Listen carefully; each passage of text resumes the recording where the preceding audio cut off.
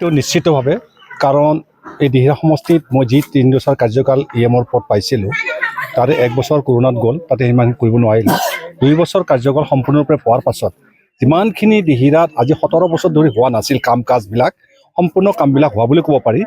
এতিয়ালৈকে ৰাস্তা ঘাটৰ পৰা আৰম্ভ কৰি পদূলিৰ পৰা আৰম্ভ কৰি সকলো কামবিলাক ইতিমধ্যে কৰা হৈছে আৰু লগতে আমাৰ ইতিমধ্যে মেইন ৰাস্তা 6টামান বাকী আছে। সেই 6টা নিশ্চিত আগন্তুক হ'ব বুলি আমাৰ এটা আশা এটা আছে। আৰু যিমানখিনি মোৰ গাঁৱৰ চুবুৰী আছে এই দিহিৰা সমষ্টিত কোনো জায়গাতে একো নাপাব বুলি কোনো ক'ব নোৱাৰে। প্ৰত্যেকটা চুপাই হ'লে মই যিমানখিনি দিব পাৰিছোঁ প্ৰত্যেকটা চুপাতে দিয়া হৈছে। এতিয়ালৈকে মোৰ আৰু 12খনমান চুপা দিব লগা বাকী আছে। নিশ্চিতভাৱে এইবাৰ দিব পৰা কণ্ডিশ্যনটো মোৰ আছে, সেইখিনি দিয়া মই ব্যৱস্থা এটা কৰিম।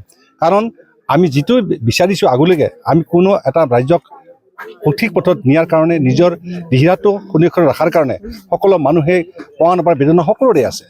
আজি 17 বছৰে কোনো একো বস্তু পোৱা নাছিলে, কিন্তু এই যোৱা 2 বছৰ বা 3 বছৰৰ ভিতৰত সকলো মানুহে PMAY ঘৰৰ পৰা আৰম্ভ কৰি যিমানখিনি আমি কষ্ট কৰি তেওঁলোকক আমি ৰাইজক দিছোঁ আৰু আমি যিমানখিনি অনলাইন কৰিবলৈ অনলাইন কৰি দি আছোঁ। এতিয়া আগন্তুক আকৌ আমাৰ PMAY ঘৰৰ আৰু এপ খুলিব, তেতিয়া আমি সকলোকে অনলাইন কৰি দিয়াৰ ব্যৱস্থাটো কৰি আছোঁ। আৰু সেই মনে সকলো ৰাইজক আমি একত্ৰিত হৈ থকাৰ কাৰণে আহ্বান জনাইছোঁ। সকলোৱে একতা হৈ থাকক, একতা বন্ধনেৰে যে আমি সকলো আগবাঢ়ি যাব পাৰোঁ তাৰ কাৰণে সকলোৱে কামনা জনাইছোঁ। আৰু লগতে আজি আমাৰ আগন্তুক আহিব লগা ৰঙালী বিহু আহি আছে, তাৰ কাৰণে সমূহ ৰাইজৰ লগতে আমাৰ এই হানামাৰা চুপাৰ সকলোকে শুভেচ্ছা জ্ঞাপন কৰিছোঁ। আৰু লগত যিমানখিনি আজি আমাৰ BJPৰ পৰা BJP BPF আৰু UPৰ পৰা যোগদান হৈছে সকলোকে শুভেচ্ছা জ্ঞাপন কৰিছোঁ। তেওঁলোকে নিশ্চিতভাৱে এইবাৰ আমাৰ লগত একেলগে থাকি সকলো কামবিলাক কৰিম বুলি আগবাঢ়ি প্ৰতিশ্ৰুতিবদ্ধ হৈছে। এতিয়ালৈকে বৰ্তমান মিটিং চূড়ান্ত হোৱাৰ কথা আমি ক'ব নোৱাৰিম, কাৰণ সময় আছে, সময়ত সেইবিলাক কৰা যাব। কাৰণ আমি যিমানখিনি আগবাঢ়িব লাগে আমি আগবাঢ়ি গৈছোঁ আৰু সেই মৰ্মে আমি সকলো একত্ৰিত হৈছোঁ। দুয়োটা পক্ষই দুয়োটা পাৰ্টীয়ে টাঙত বান্ধি লৈছোঁ আৰু সেই মৰ্মে আমি আগবাঢ়ি যাম। আৰু নিশ্চিতভাৱে তেওঁলোকৰ আমাৰ এলাইনছটো হোৱাৰ এটা সম্ভাৱনা 100% আছে। সেইটো সময়ে ক'ব আৰু সময়মতে আমি আগবাঢ়িম।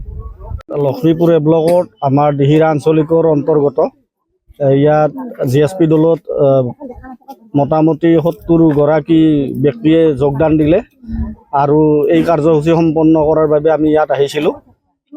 তেওঁলোকে GSPৰ যিখিনি আমাৰ দিহিৰা পৰিষদীয় সমষ্টিৰ MCLA ডাঙৰীয়াৰ কাৰ্যকাল, এই কাৰ্যকালত তেখেতসকলে সন্তুষ্ট হৈ বিভিন্ন দলত বিভক্ত হৈ আছিল মানুহখিনি আৰু সেই বাকীবিলাক দল বাদ দি আহি আজি ইয়াত আমাৰ GSPত যোগদান কৰিলে। কোন দলৰ পৰা এইটো BPF আছে, UPPL আছে, BJP আছে, বিভিন্ন দল আছে। তাৰ পৰা আহি আমাৰ GSPত যোগদান কৰিছে। মূলত আগন্তুক নিৰ্বাচনৰ কাৰণে সাংগঠনিক ভিত্তি মজবুত কৰাৰ কাৰণে নেকি? এইটোতো স্বাভাৱিক কথা।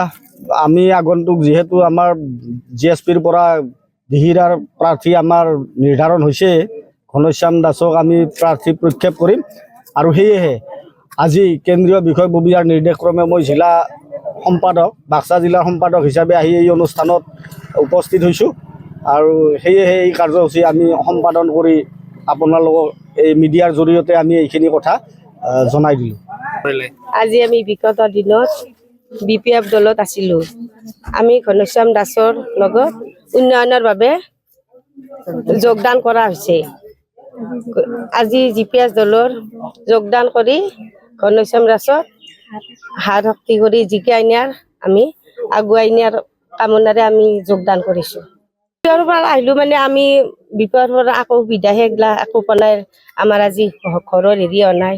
গতিকে ঘনশ্যাম দাস ছাৰে আমাক সকলোবোৰ কৰি দি আছে আৰু আগুৱাই নি আছে।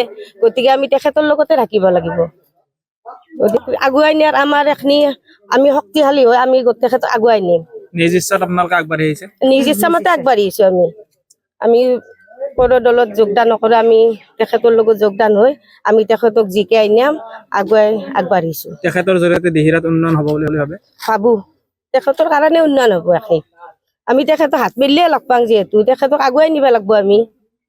গতিকে সেয়েহে ঘনশ্যাম দাস জিন্দাবাদ, জিন্দাবাদ।